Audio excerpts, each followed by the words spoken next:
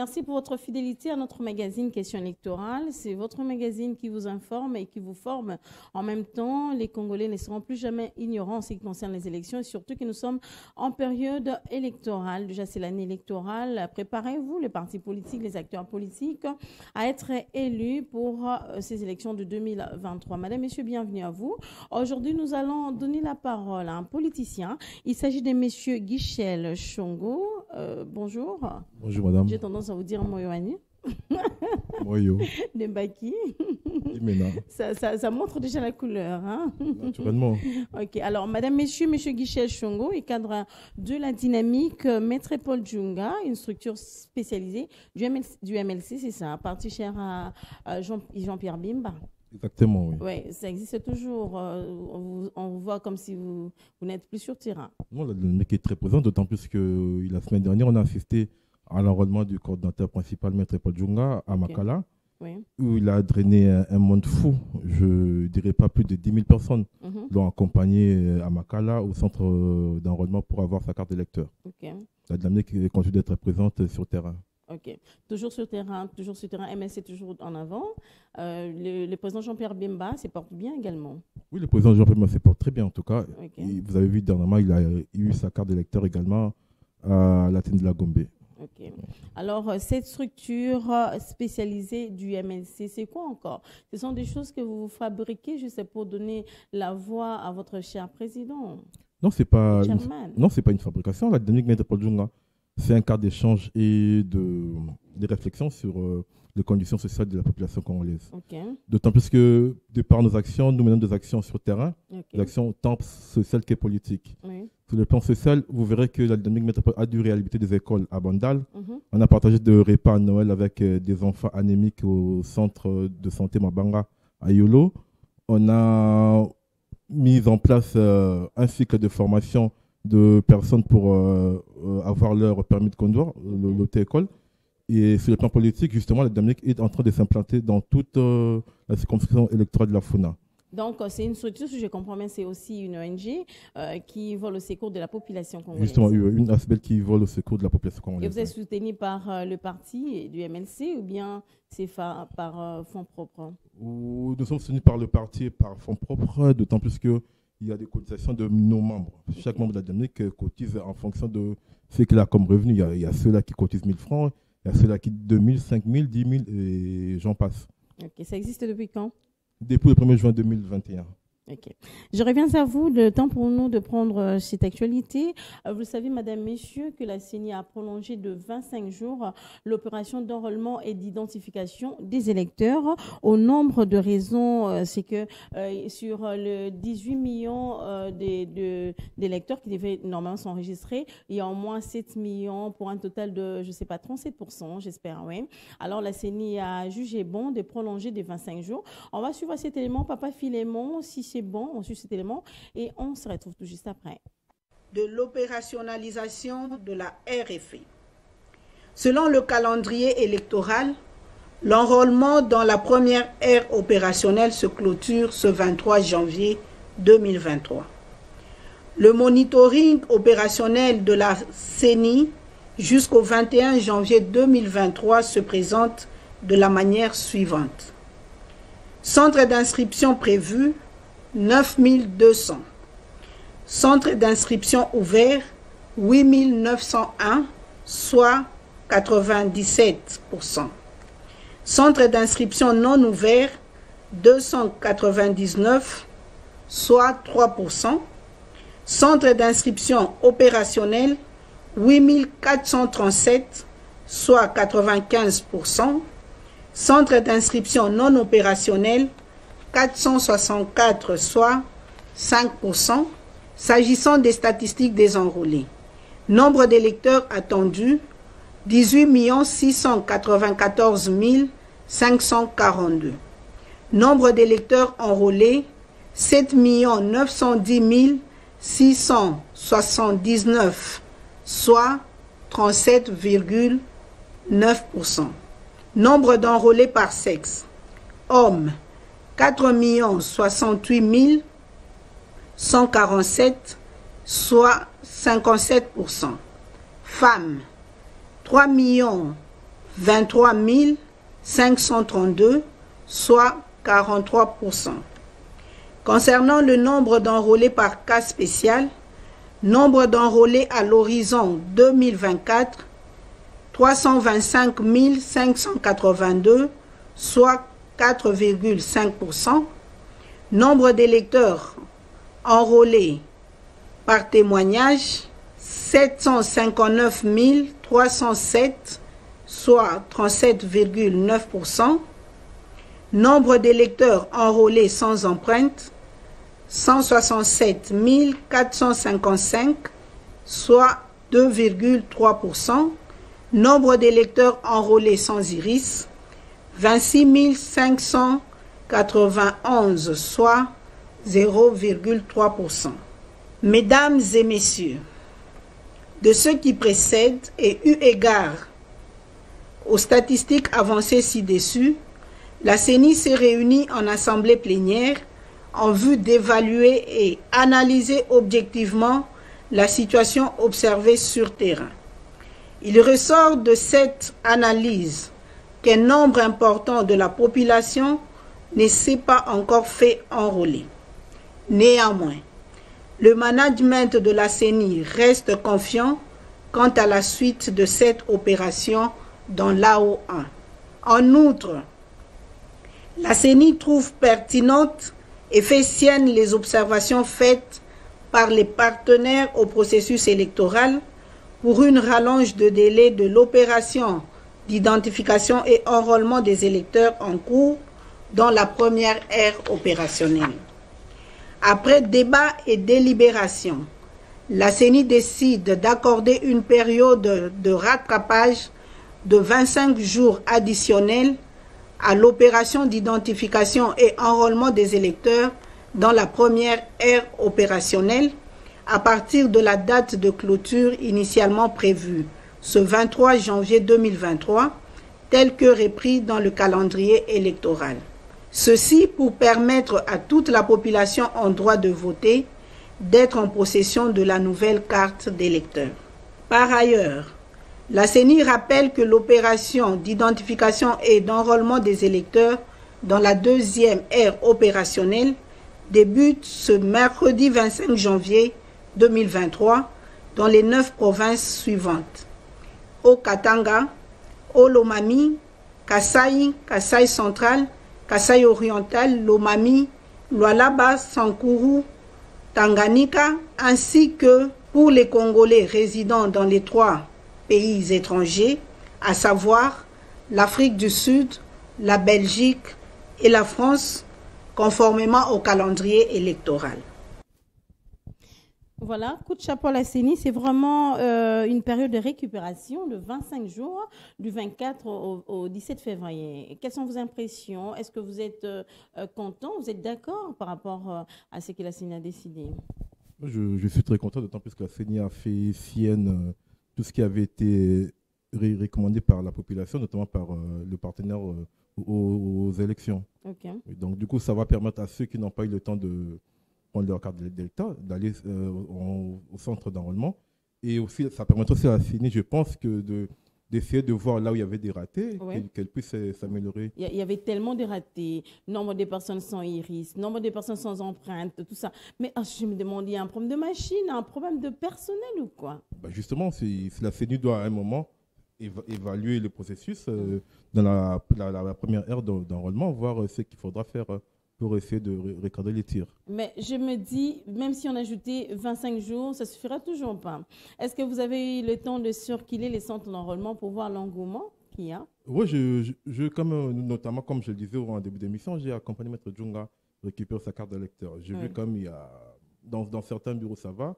Dans certains bureaux, il y a un peu de lenteur parce que entre le moment où il faut s'identifier au début, remplir cette sorte de formulaire, aller qu'on vous prenne des empreintes jusqu'à ce qu'il y a quand même beaucoup de minutes à passer. Donc je pense que il y a beaucoup de choses à faire. Justement, je pense que soit on doit mettre des gens super compétents pour faire le travail et essayer un peu d'aller, pas dans la précipitation, mais d'aller plus vite pour que chacun de Congolais en âge de voter puisse obtenir sa carte d'électeur. Parce que sur les 18 millions, il y a seulement 7 millions, au moins 7 millions qui se sont enrôlés.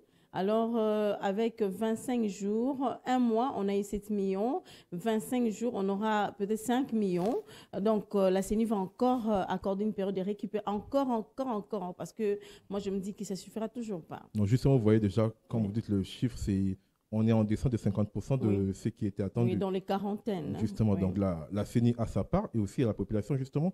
C'est pour ça que moi, je félicite quand je vois les gens appeler d'autres Congolais à aller se faire enrôler. C'est quand même une bonne chose. Il y a aussi un travail qui doit être fait justement au niveau de la population.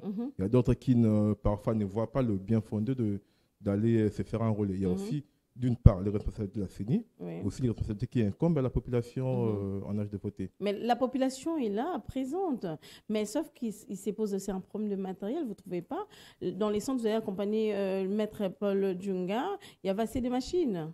Je dirais non, dans ces bureaux-là, il n'y avait pas assez de machines. Oui, il n'y avait pas assez de machines, oui. Et c'est normal qu'une personne prenne au moins 10 minutes ou bien 15 minutes pour enrôler une personne. C'est ça les problèmes. Un peu plus, oui. J'ai vu que c'était un peu plus. Plus de 10 minutes en tout cas. Au moins 15 minutes. Oui. Mais qu'est-ce que vous avez trouvé des nouveautés dans cette opération d'enrôlement des lecteurs? La nouveauté, comme on dit que là, on a des empreintes digitales, des empreintes, en fait, c'est le côté biométrique qui a été ajouté à la carte d'électeur. Vous voyez, on vous prend vos iris qui peuvent servir, comme on a dit, lorsqu'il faudra établir des cartes d'identité de Congolais. Seulement les iris qui permettent à ce que ça se différencie des autres cartes d'électeurs. Mais les gens crient à ce que... ils disent, on a vu ça sur les réseaux sociaux, mais c'est pas moi, en tout cas, ça c'est pas moi, en tout cas. Non, vous changez Ngelongi, Nabi Loko les Bembe. Donc, tu vois, la photo en noir et blanc a été mal interprétée. Vous n'avez pas remarqué cela? Bien sûr, j'ai remarqué. Bon, j'ai pas encore pris ma carte, j'ai vu des gens qui ont pris leur carte. La photo en noir et blanc qui pose beaucoup de problèmes. Il y a des gens qui... Justement, c'est aussi l'un des facteurs qui a découragé les gens à aller récupérer leur carte d'électeur. Tandis que Europe Money, Tioté, Boye, tout ça, ils ont j'ai même vu de blagues comme quoi tu peux être très beau sur Facebook, mais la carte d'électeur t'attend. Donc c'est justement... C'est un défi. Ouais. Or, là, j'ai vu quelle que soit ta beauté, vraiment, la suite, on verra la carte. Par rapport à la carte d'électeur. Donc là, je pense que la CENI a dû communiquer, parce qu'elle est faite comme ça. Ils se sont servis de deux autres pays. Elle est faite comme ça, en prélude de ce qu'on aura comme carte d'identité aussi. Mais ce n'est pas seulement ici en RDC, il faudra les dire. On a vu ça peut-être dans d'autres pays. Vous avez, il y a sûr qu'il est sous d'autres cieux. Vous avez pu remarquer que la carte de la photo, toujours sur la carte, est en noir et blanc. Justement, la carte d'identité ailleurs, notamment en France, où j'ai vu aussi, elle est toujours en noir et blanc. Même les titres de séjour des étrangers, la photo elle est toujours en noir et blanc. Oui. Mais ça pose aucun problème. Mais quand on voit que c'est vous, vraiment, M. Guy. Justement, la difficulté, il faut le dire que quand on voit la photo qu'il y a sur la pièce d'identité française, c'est pas pareil. Mais je pense que on vient en période de commencer ces processus. On aura tout le temps de s'améliorer. C'est une question d'habitude. On était habitué avec des photos en couleur. Aujourd'hui, c'est noir et blanc. Donc, il fallait que la CENI sensibilise un peu plus la population pour qu'il n'y ait pas de problème. Alors, M. Guy Cheshongo, vous serez candidat? Oui, je serai candidat. Ok, dans quel... dans la circonscription de Katakokombe, dans la province du Sankuru. Katakokombe, Sankuru. Oui. Et pourquoi? Je suis originaire de là.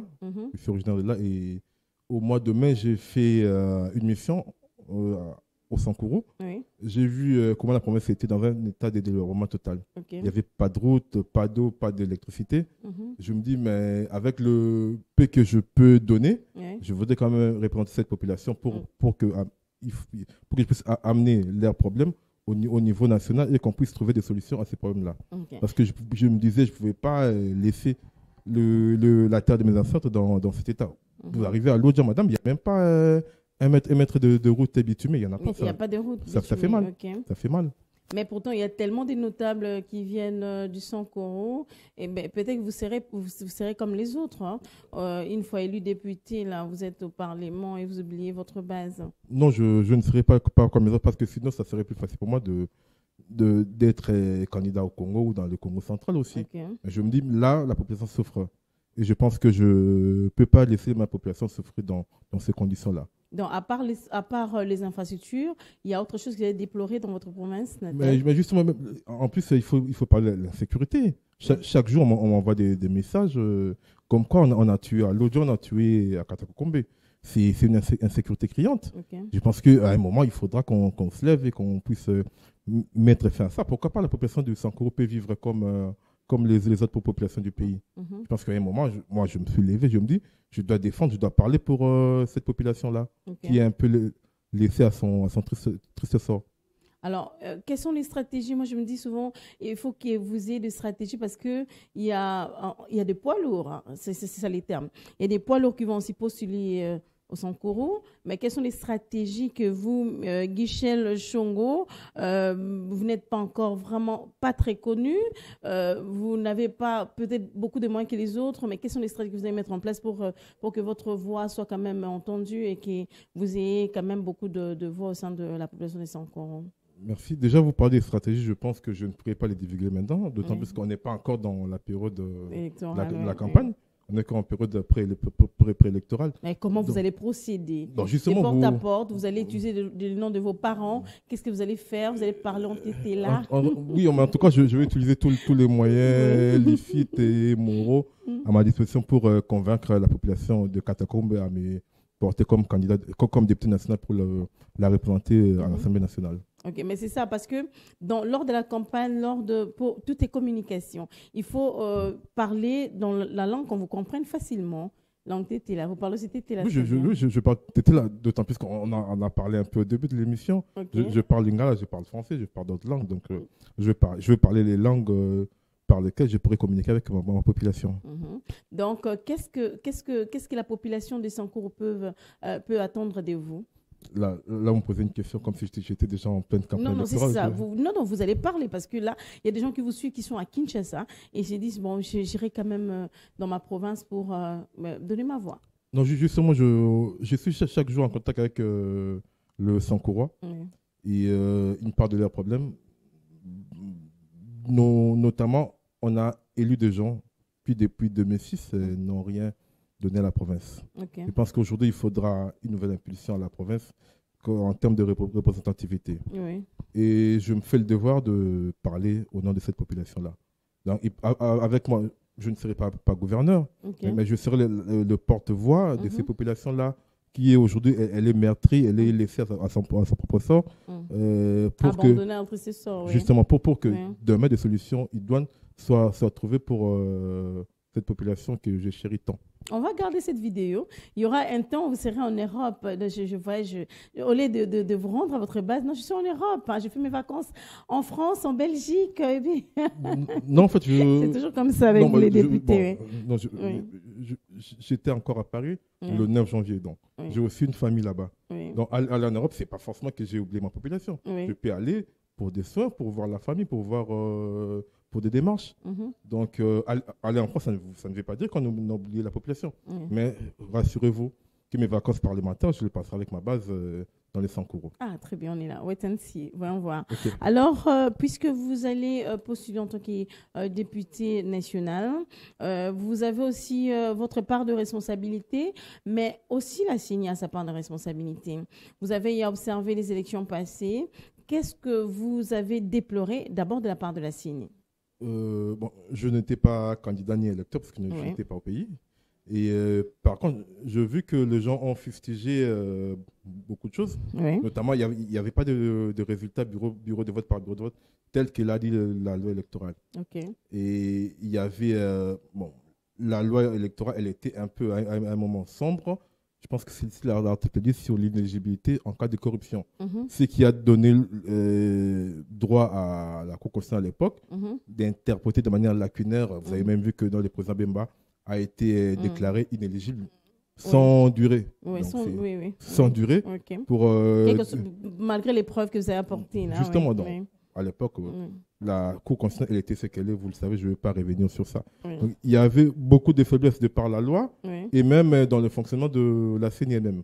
Mais là, je vois qu'il y a, avec l'équipe nouvelle, il y a une certaine impulsion nouvelle qui est donnée. Je pense qu'ils devront alors, dans ce cas, faire sien tout ce qui a été fustigé à l'équipe sortante. Comme ça, on pourra un peu donner des des élections crédibles, plus ou moins crédibles à la population congolaise. Alors, j'aimerais savoir comment vous vous préparez au sein du MLC. Au sein du MLC, en tout cas, nous nous mettons en ordre de bataille. Vous avez vu que le président Bemba a eu sa carte d'électeur. Plusieurs de nos cadres ont leur carte d'électeur. Moi aussi, je pense que j'ai suivi ici que la CENI commence chez moi dans les 100 cours le 25 février. Donc, le 25 janvier. Deuxième ère opérationnelle. Oui, justement. Je vais me déplacer pour aller avoir ma carte d'électeur. Comme les autres membres du MLC, on sera candidat à tous les échelons. Ok, vous allez vous enrôler au Sancours, c'est ça. Il faut toujours rappeler aux téléspectateurs parce qu'ils peuvent se dire, bon, je porte un Sancours. Alors, vous serez candidat dans quelques mois parce qu'il y aura élection au mois de décembre. Vous serez candidat dans quelques mois. Mais à chaque fois qu'il y a publication de résultats, on crie toujours à la tricherie. Alors, en termes toujours de propositions, qu'est-ce que vous allez proposer à la CENI cette fois-ci? Je veux que la CENI puisse jouer un peu à la transparence, comme je le disais tout à l'heure, qu'on puisse afficher le résultat bureau de vote par bureau de vote et que les observateurs puissent avoir accès lorsqu'il y a dépouillement, qu'ils puissent signer des PV et que ces informations puissent remonter au centre de compilation à temps et qu'à ce niveau-là, jusqu'au niveau national, qu'on puisse avoir de résultats plus ou moins fiables.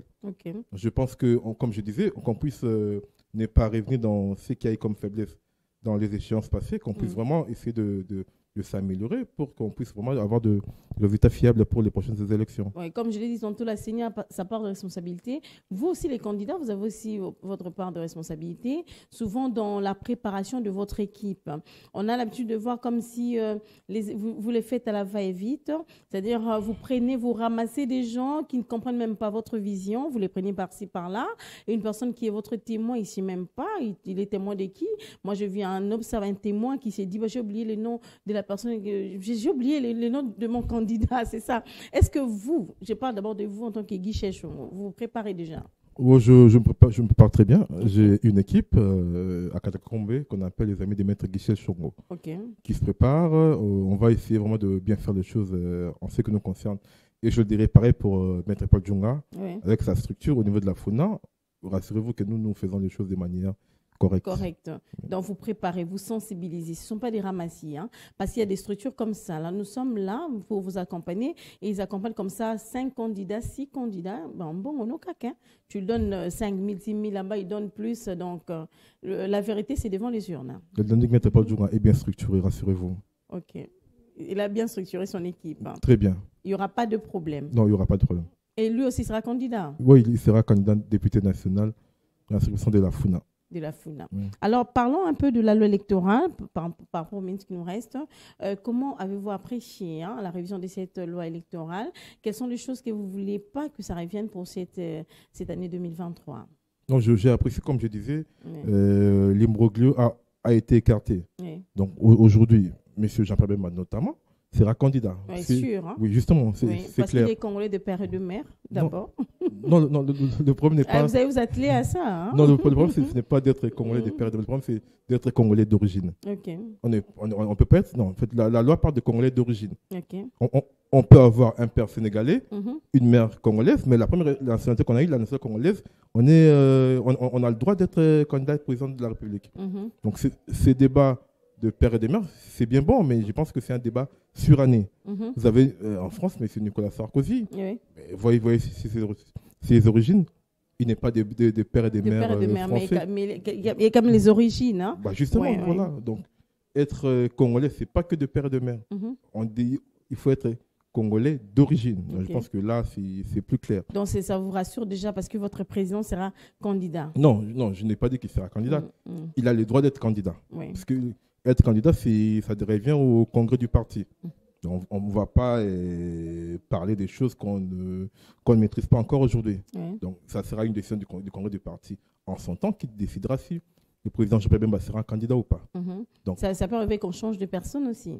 Naturellement, pourquoi pas. Mais est-ce qu'il y a aussi des personnes capables qui seront d'accord d'accepter de porter ces fardeaux? Justement, comme je disais, ça revient au congrès du parti, donc ça sera discuté au congrès du parti qui verra venir tous les représentants du parti au niveau national. Donc ça, c'est une décision qui n'émane pas de moi et je ne peux même pas parler de ça en ce moment. Donc on verra le prochain jour qu'est-ce que décidera les partis par rapport au choix du candidat président de la République pour le MLC. Bon, de l'autre côté, vous allez donner un conseil aux candidats, c'est-à-dire aux politiciens, parce qu'il s'observe souvent un désordre, en tout cas, je ne sais pas comment le qualifier, un désordre pendant la campagne électorale par rapport à leur projet des sociétés. Comme si les politiciens, les candidats oublient leur projet des sociétés pour s'adonner beaucoup plus aux dons, c'est-à-dire que tel amène un bassin, tel amène de panne, et pour ceux-là qui sont pauvres, mais qui ont quand même de l'intelligence, mais qui n'ont pas assez de moyens, vous allez aussi profiter de cette occasion pour donner des conseils à ces candidats-là. Je donnerai des conseils aux candidats et aussi à la population congolaise. Okay. C'est la population qui vote. Comme vous dites, il faut d'abord que ces candidats-là puissent rappeler à la population leur rôle. Le rôle d'un député, ce n'est pas de donner des vaches ou des cadeaux. C'est d'abord de légiférer et de contrôler l'exécutif. Donc c'est, comme je disais au début, c'est une sorte de porte-voix de ces problèmes de la population qu'il faut ramener au plus haut niveau pour qu'on puisse trouver des solutions et contrôler ceux qui gèrent les pays au quotidien. Donc c'est ça le rôle d'un député national. Et à la population congolaise, quand quelqu'un qui arrive, qui vous dit on peut justement lire sa motivation. Si sa motivation elle est biaisée, elle est portée par des besoins électoralistes, il ne faut pas voter pour cette personne-là. Et vous pensez qu'une personne qui ne lui donne rien aura une voix? Naturellement, je pense que la population a mûri. Il y a 2006, 2011, 2018 et 2023. Je pense que la population a suffisamment mûri. Donc vous allez rassembler personne. Vous allez appeler dans les mégaphones personne. Personne ne viendra, M. Guichet. Non, rassurez-vous que les gens viendront. Les gens sont déjà habitués. Il y a tel député là-bas, il donne des pannes, allons-y. Tel là-bas, il donne des bassins, allons-y. Et vous venez, j'ai un discours éloquent, papa. C'est comme ça, oui. Madame, si c'était que pour l'argent, je pense que j'ai vu beaucoup de gens fortunés ne pas être élus. Ça veut dire que non, la population, elle est quand même mûre. Il y a beaucoup de gens qui sont riches, qui ont été candidats, et ces personnes n'ont jamais été élus dans ce pays. Okay. Donc, ce n'est pas que l'argent. Donc, c'est vrai que ça peut accompagner. Moi, je vois l'argent en termes d'action sociale. Okay. Ça, c'est important. Oui. Ça, c'est important. Mais l'argent qui est juste pour donner un sac de riz ou des t-shirts, ça ne sert à rien en fait. C'est ce qu'on appelle le changement des mentalités. Comme l'a toujours souvent dit le prof Kemba Bocha, les Congolais doivent changer leur mentalité. Ils sont déjà habitués à recevoir. Et pendant ces élections de 2023, moi je connais des groupes, des structures comme ça qui disent on les attend en tout cas au tournant, on est là pour recevoir. Nous allons recevoir tout. Et la vérité, ce sera devant les urnes. Exactement. Alors, M. Guichet Chungu, vous allez lancer évidemment un message. D'abord à la population congolaise, parce que nous sommes pendant la période d'enrôlement des électeurs. Voilà une période de récupération que la CENI a accordée. Alors, vous allez d'abord lancer un message à la population congolaise et précisément à votre base de Sankouros, Katakokombe. Exactement. Voilà. La population congolaise, je dirais qu'elle puisse aller avoir sa carte d'électeur. Ça permet de voter. Oui. Et en fonction du nombre de personnes qui ont eu leur carte, cela dépendra le nombre de candidats qu'aura cette circonscription électorale. Donc, que la population ne puisse pas négliger cette étape qui est super importante pour les élections. Okay. Et à ma base de Katakokombe, je dirais que j'arrive dans les prochains jours pour avoir ma carte d'électeur et pour qu'on puisse parler des problèmes qu'on parle déjà depuis 2 mois. Okay. Donc, je vais revenir dans les Sankourou dans les très prochains jours. Vous allez rentrer chez vous, dans votre village natal. Oui. Alors, et pour les gens qui suivent, on ne sera pas comme injuste, c'est Maître Paul Djunga, parce que c'est votre structure. Justement, pour tous les membres de la dynamique et ceux qui veulent adhérer, donc je leur demande de passer à Kimbondo, à Bandal, au numéro 383, pour avoir leur carte de la dynamique Maître Paul Djunga, et aussi la carte du mouvement de libération du Congo. Ok, donc c'est moins cher. Hein. Ouais, vous différenciez carte, tout ça. Par rapport au prix, par rapport au visage, par rapport à la nature d'une personne. Non, la carte, je ne m'abuse, elle coûte entre 1 000 et 2 000 francs. Donc, c'est un prix abordable pour toute la couche de la population. Vous regorgez beaucoup de membres dans votre structure? Justement, la dynamique a aujourd'hui plus de 10 000 personnes. 10 000 oui. Ça, je parle encore du statistique que j'avais encore au mois de novembre. Okay. Entre novembre et janvier, il y a encore des gens qui ont adhéré. Donc, on est à plus de 10 000 membres. C'est un pari gagné. Monsieur Guichet Chungu, merci d'avoir répondu à toutes nos questions. Merci d'avoir répondu à notre invitation. Merci, madame. Voilà, nous serons toujours là pour vous servir. Merci beaucoup. Madame, messieurs, nous sommes arrivés à la fin de ce magazine Question électorale. Votre magazine qui vous parle comme ça des élections. Nous sommes déjà dans l'année électorale. N'hésitez pas de nous contacter en cas de besoin. Nous sommes là toujours pour vous servir. Nous avons eu l'insigne l'honneur de recevoir pour vous, monsieur Guichel Chongo, qui est cadre de la dynamique, maître Paul Djunga, une structure spécialisée du MLC, parti cher à Jean-Pierre Bimba.